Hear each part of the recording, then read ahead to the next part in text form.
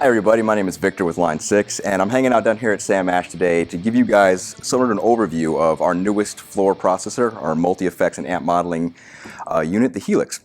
Alright, so now we're going to move on to the smart section, and this has to do with the user interface and how easy it is to actually set up Helix. One of the things we really wanted to get away from again was just menu diving and just spending countless hours staring at a small screen and you have no idea what you're actually really looking at. With Helix, the view is always your signal chain. You can always kind of see where you're at. We've got a joystick which lets you navigate around. And the cool idea with this is that the DSP is completely dynamic and completely flexible, meaning that any block or any blank space I have in my signal chain, if I press the joystick in, it brings up the list of every type of effect I have. And I'm not limited to, say, one type of overdrive, one distortion, one amp, one reverb, one delay, whatever. It's any of those blocks can be any type of effect I want. Once I have an effect set up, I can also use the action button and drag that effect anywhere I want to reorder in the signal chain. And there it'll sort of interact and sound differently with whatever else I have set up.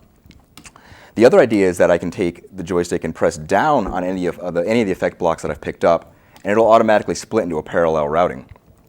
Again, I've got so much control over this, I can choose the merge and split points to join back up anywhere I want, or I can even separate those things out and have them, have a completely separate output. So if I want to do an actual stereo imaging thing across an entire stage, I can. If I pick up the split point from that, I can separate that out as well.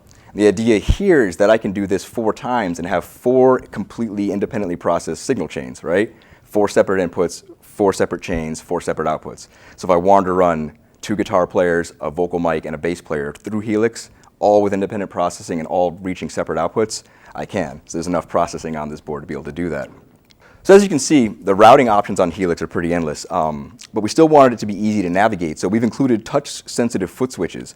So the idea being if I want to navigate around my signal chain and I want to see what's happening on any of these foot switches, I simply touch it with my finger or barefoot if I wanted to, and it'll bring up that unit's editing menu here on the bottom of the screen. If I touch my delay, I'll see what's happening with that. I still turn things on and off traditionally by stopping them, but just to get around navigation-wise and to kind of edit things quickly, it's all touch-sensitive foot switches.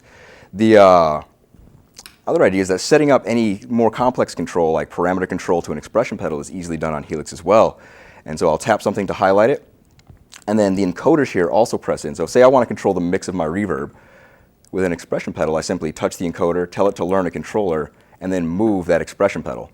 Now it allows me to set my minimum and maximum values for that parameter, and then I'll press the home button again, and we can see that within a couple of seconds I've tied the mix parameter to the expression pedal. If I want to do the same thing, maybe something a little more practical, I can jump to the amp and say I have the level of overdrive on my amp, learn a control, press a foot switch, set my minimum maximum values, and now I've just built in a boost for that amp. The other idea is that assigning the whole control side of things is also just as flexible as the actual audio routing side.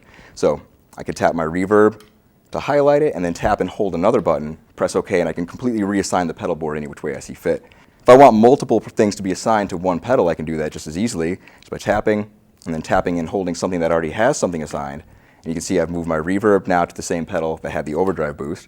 If I tap my delay on top of that and stack it with the other ones, you'll now see it reads multiple 3, and I can tap to toggle and see what's on that one pedal. So on one pedal, in a matter of 30 seconds, I've built an overdrive boost that also turns my reverb and delay on. So kind of like a solo button. I can also relabel the scribble strip to say what I want and change the color to be whatever I want.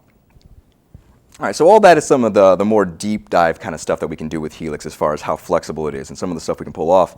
But just to give you guys a general idea of how easy it is to set something up from scratch, I'm going to start with a blank preset. And again, I'll use my joystick to navigate around and press the joystick in to bring up the list of every type of effect we have.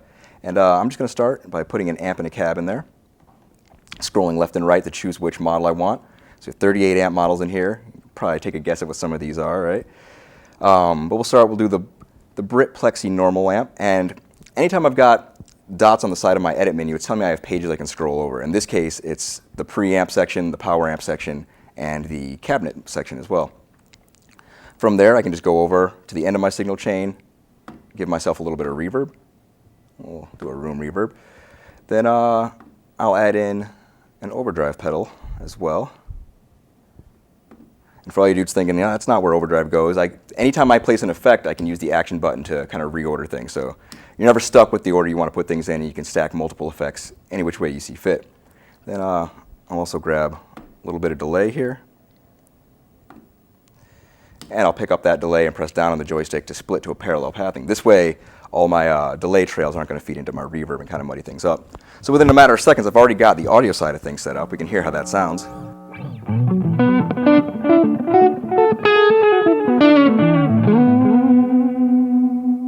So not a bad little start, right? So now if we want to start assigning what we have set up on our audio side to the foot switch thing, we can just use the joystick to highlight my delay. I'll touch and hold an empty space, and now my delay is tied to that.